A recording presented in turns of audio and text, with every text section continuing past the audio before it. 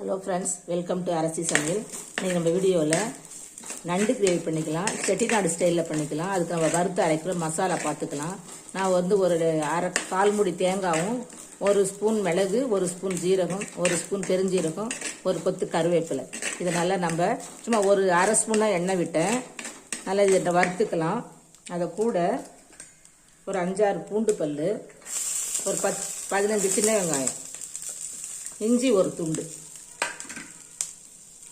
இதையும் சேர்த்து வதக்கி சின்னதாக ஒரு துண்டு இஞ்சி இதையும் சேர்த்து நம்ம வதக்கிக்கலாம். நான் எண்ணெய் ரொம்ப விடலை, சட்டிலே கொஞ்சம் சூடான எண்ணெய் லேசாக வரும் நம்ம வதக்குறதால. இப்போ நான் அதுக்கப்புறம் ஒரே ஒரு தக்காளி, கொஞ்சம் பெரிய சைஸ் தக்காளி, அதை கட் பண்ணி வச்சுருக்கேன். இதையும் வதக்கிக்கலாம்.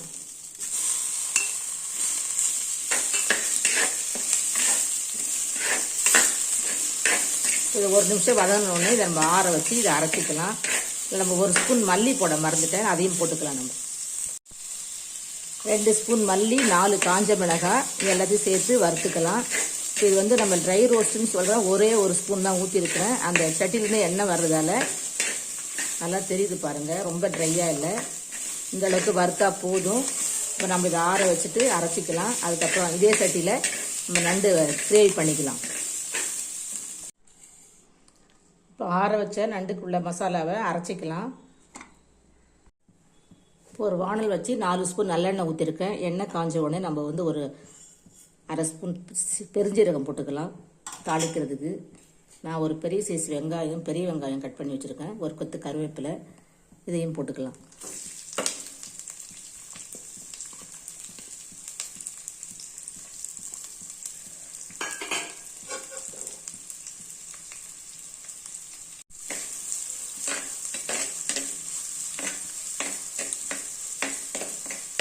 வெங்காயம் ஒரு 2 நிமிஷம் நல்லா வதங்கட்டும். அதுக்கப்புறம் நம்ம மசாலாவை போட்டுக்கலாம்.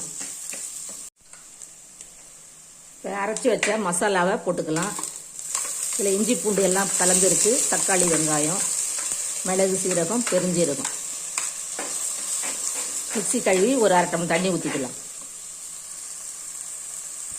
இந்த கிரேவிக்கு ஏற்ற உப்பு போட்டுக்கலாம். இப்போ நம்ம நண்டு போட்டுக்கலாம்.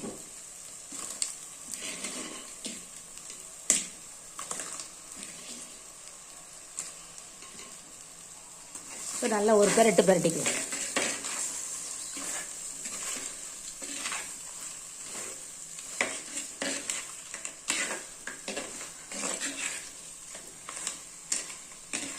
இப்போ உப்பெல்லாம் போட்டிருக்கோம். இப்போ கொஞ்சோண்டு குழம்பு மிளகாய்த்தூள் ஒரு 1.5 ஸ்பூன் வச்சுருக்கேன், அதையும் போட்டுக்கலாம்.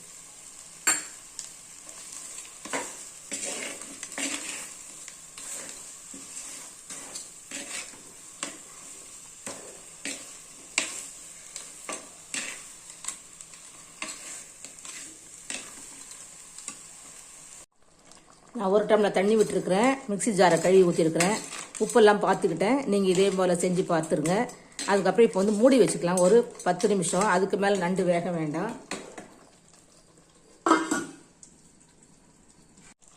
நம்மளோட நண்டு கிரேவி ரெடி ஆகிடுச்சு. கொஞ்சோண்டு மல்லி இலை போட்டு ஸ்டவ் ஆஃப் பண்ணிக்கலாம். உங்களுக்கு இன்னும் வத்தணும்னா வத்த வச்சுக்கிங்க. எங்களுக்கு இந்த அளவுக்கு போதும். இப்போ நம்ம ஸ்டவ் ஆஃப் பண்ணிக்கலாம்.